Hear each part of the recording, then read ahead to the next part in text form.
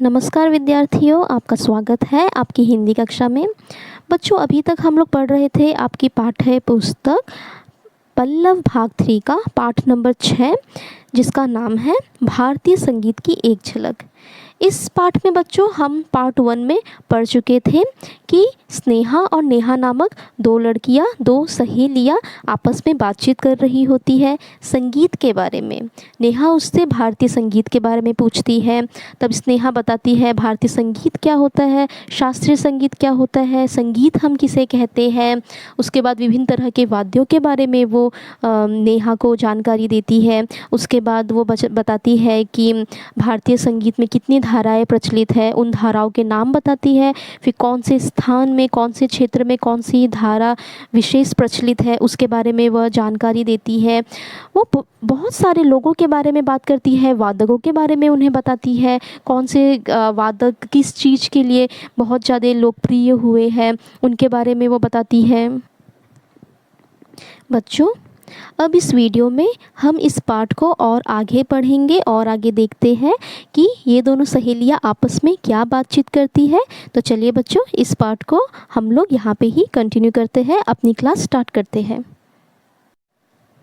नेहा ने फिर पूछा, स्नेहा, क्या तुम शास्त्रीय संगीत के अलावा शास्त्रीय नृत्य के बारे में भी जानती हो? स्नेहा ने कहा, नहीं, इसके बारे में मुझे इतनी जानकारी नहीं है, इतनी अधिक जानकारी नहीं है, लेकिन मेरे भैया रोहन कथक का एक अच्छा नर्तक है। ठीक है बच्चों, स्नेहा ने क्या कहा कि उसके जो भैया रोहन वो कथक के अच्छे नर्तक हैं, चलो हम उनसे नृत्य के बारे में भी जान ले। दोनों रोहन के पास चली गई।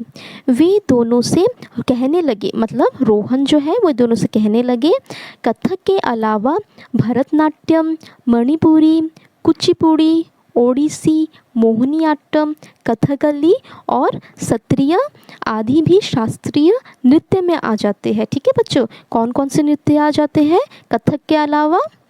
भरतनाट्यम, मणिपुरी, कुचिपुड़ी, ओडिसी, मोहिनीअट्टम, कथकली और सत्रिय जो नृत्य है, ये सब शास्त्रीय नृत्य के अंतर्गत आ जाते हैं।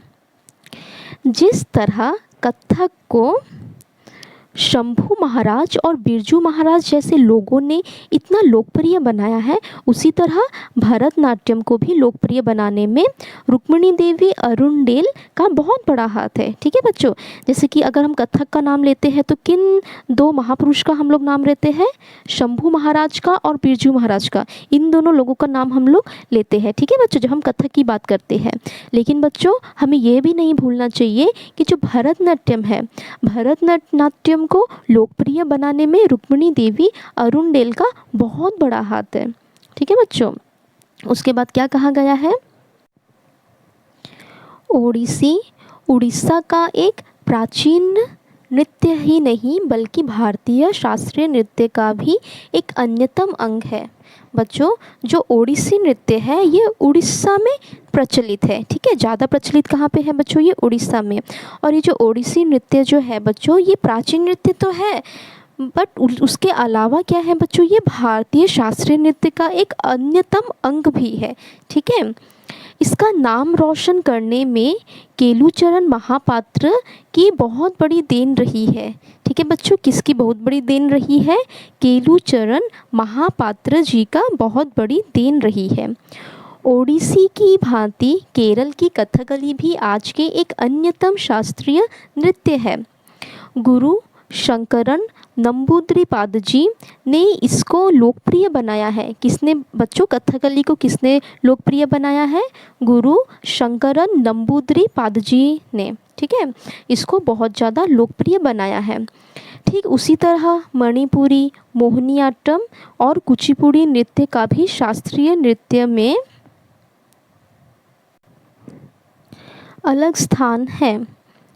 जिस तरह मोहिनीअट्टम को शांताराव और भारती शिवाजी जैसे महान कलाकारों ने लोकप्रिय बनाया है। बच्चों, मोहिनीअट्टम को किसने लोकप्रिय बनाया है? शांताराव और भारती शिवाजी जैसे महान कलाकारों ने, ठीक है बच्चों, नाम भी याद रखना।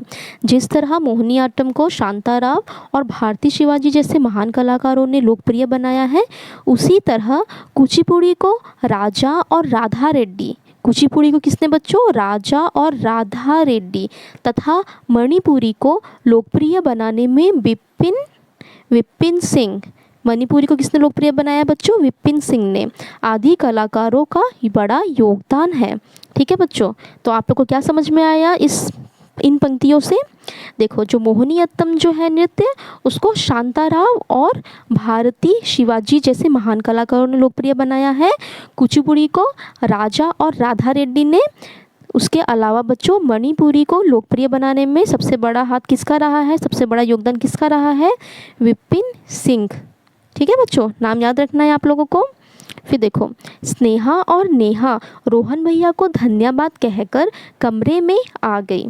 ठीक है, नेहा कुछ और पूछना ही चाहती थी कि एकाएक स्नेहा बोल पड़ी, हमारे असम में महापुरुष शंकर देव के द्वारा स्थापित सत्रों में प्रचलित सत्रिया नृत्य को भी सन 2000 ईस्वी में शास्त्रीय नृत्य के रूप में स्वीकृति मिली है। ठीक है बच्चों, हमारे असम का जो सबसे प्रचलित जो नृत्य है उसका नाम क्या है बच्चों, सत्रिय नृत्य, जिसको सन 2000 ईस्वी में शास्त्रीय नृत्य के रूप में स्वीकृति मिली है। याद रखना है बच्चों ये चीज़ आप लोगों को। महापुरुष शंकर देव के सत्रिय नृत्य की लोकप्रियता और महत्व आज हमारे देश में ही नहीं बल्कि विदेशों में भी बढ़ रहा है। नृत्यकार मणिराम बयान, मुक्तियार, राखेश्वर शैकिया बरबया और नृत्याचार्य यतीन गोस्वामी आदि महान कलाकारों के कारण ही हमारे सत्रिय नृत्य को आज पूरे विदेश में, पूरे विश्व में इतना बड़ा सम्मान मिला है। ठीक है बच्चों, नेहा ने उसकी बात को आगे बढ़ाकर पूछा, स्नेहा, हमारे असम में शास्त्रीय नृत्य और शास्त्रीय संगीत के अलावा और क्या क्या नृत्य और गीत प्रचलित है? उसके प्रश्न का उत्तर देकर स्नेहा ने कहा, हमारे असम में बिहू गीत, ज्योति संगीत, विष्णुराभा गीत, बौर गीत, लोकगीत और रविंद्र संगीत आदि प्रचलित है। साथ ही बिहू नृत्य, बागरुम्बा और झूमर आदि लोक नृत्य भी प्रचलित है। ठीक है बच्चों, ये नाम आप लोग को याद रखना है कि हमारे असम में शास्त्रीय नृत्य और शास्त्रीय संगीत के अलावा कौन कौन से नृत्य और गीत प्रचलित है।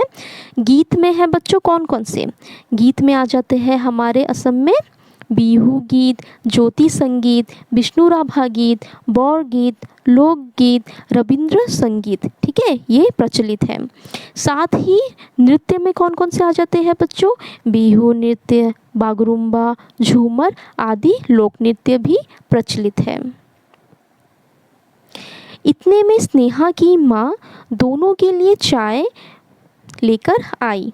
चाय पीते पीते नेहा ने स्नेहा की माँ से कहा, चाची, आज मैं स्नेहा से भारतीय संगीत के बारे में बहुत सी बातें जान गई हूँ। शास्त्रीय संगीत भारतीय संगीत का एक अविच्छिन्न अंग है।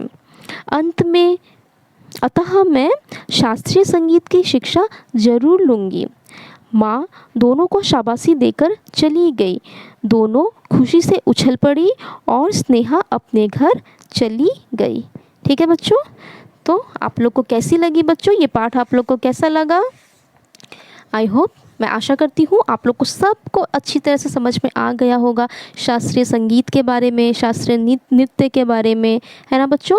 हमारे असम में कौन कौन से नृत्य ज़्यादा प्रचलित है, कौन कौन से गीत ज़्यादा प्रचलित है, ये सब के बारे में आप लोग को अच्छी तरह से समझ में आ गया होगा। तो बच्चों, इस वीडियो में बस इतना ही। धन्यवाद।